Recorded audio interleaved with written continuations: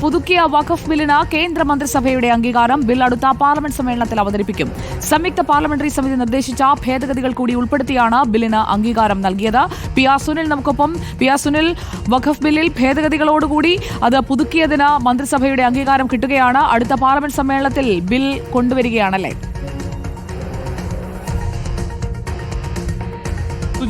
വരുന്ന 10-ാം തീയതിയാണ്, മാർച്ച് 10-ാം തീയതിയാണ് പാർലമെന്റിന്റെ രണ്ടാം ഘട്ട സമ്മേളനം ആരംഭിക്കാൻ പോകുന്നത്. മാർച്ച് 10 മുതൽ ഏപ്രിൽ 4 വരെയാണ് ബജറ്റ് സമ്മേളനത്തിന്റെ രണ്ടാം ഘട്ടം. ഈ സമ്മേളനത്തിൽ വഖഫ് ബില്ല് അവതരിപ്പിക്കാനാണ് ഇപ്പോൾ സർക്കാർ തീരുമാനിച്ചിരിക്കുന്നത്. ഏതായാലും അതിനുള്ള അനുമതി ഇപ്പോൾ കേന്ദ്രമന്ത്രിസഭ നൽകിയിരിക്കുകയാണ്. കഴിഞ്ഞ ഓഗസ്റ്റിലാണ് വഖഫ് ബില്ല് സംയുക്ത പാർലമെന്ററി സമിതിയുടെ പരിഗണനയ്ക്ക് വിട്ടത്. വലിയ ബഹളമായിരുന്നു ഈ സംയുക്ത പാർലമെന്ററി സമിതിയിലൊക്കെ തന്നെ ഉണ്ടായിരുന്നത്. ഏതായാലും ഭരണപക്ഷ അംഗങ്ങൾ മുന്നോട്ട് വെച്ച ഭേദഗതികൾ അംഗീകരിച്ചുകൊണ്ടാണ് JPC റിപ്പോർട്ട് പാർലമെന്റിന്റെ ഇരു സഭകളിലും വെച്ചിരിക്കുന്നത്. പ്രത്യേകിച്ച് വഖഫ് ബോർഡുകളുടെ നിയന്ത്രണത്തിലുള്ള സമിതികളിൽ മുസ്ലിം ഇതര അംഗങ്ങളെ ഉൾപ്പെടുത്താനുള്ള ഭേദഗതികളാണ് JPC അംഗീകരിച്ചത്. അങ്ങനെ JPC അംഗീകരിച്ച് നൽകിയ ഭേദഗതി ബില്ല് അതുപോലെ മന്ത്രിസഭ അംഗീകരിച്ചിരിക്കുകയാണ്. അങ്ങനെ ഈ ഭേദഗതികളോടെയുള്ള ബില്ലാണ് ഇപ്പോൾ പാർലമെന്റിൽ ഇനി വരാൻ പോകുന്നത്.